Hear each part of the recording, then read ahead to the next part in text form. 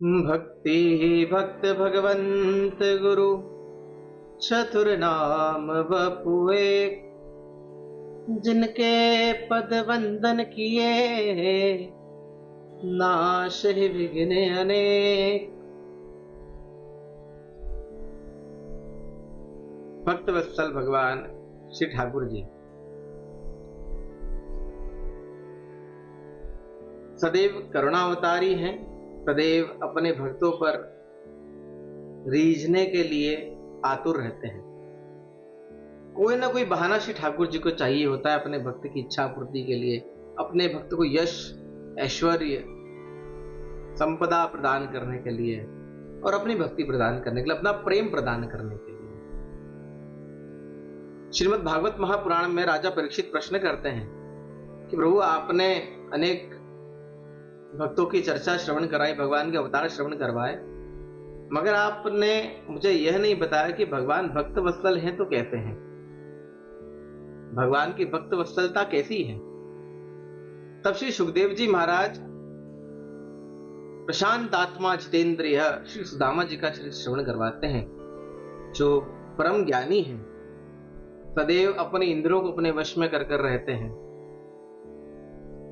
वह सुदामा जी पत्नी सुशीला के कहने पर सिर्फ द्वारकाधीश के दर्शन को जाते हैं और भगवान उनके दो मुट्ठी तंदुल को पाकर उन्हें दो लोकों का स्वामी बना देते हैं।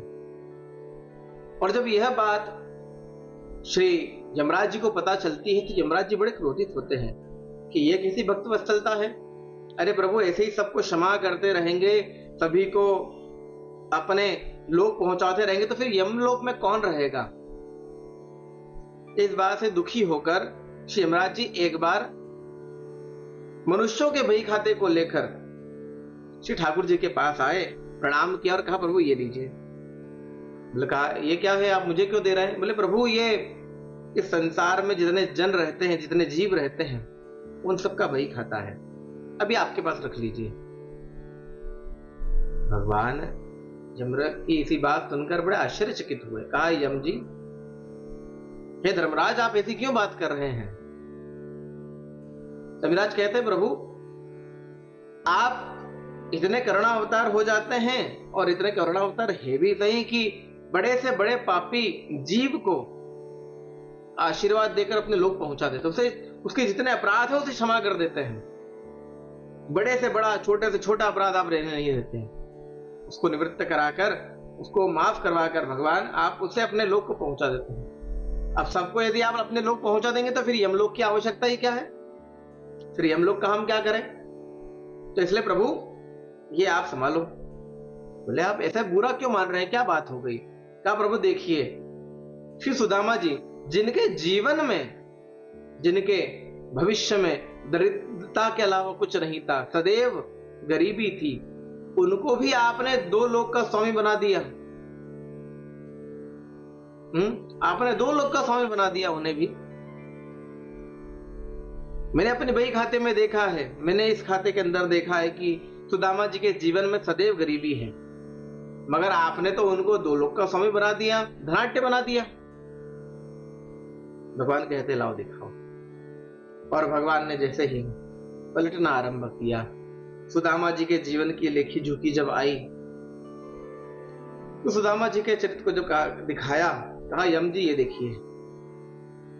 यम जी ने जो ही वो देखा तो देखकर आश्चर्यचकित हो गए। भगवान श्री ठाकुर जी ने श्री सुदामा जी के सारे भविष्य को, सारे वर्तमान को पलट कर रख दिया। उनके जीवन में जितनी दरिद्रता थी, जितनी गरीबी थी, वह सब नष्ट कर दी।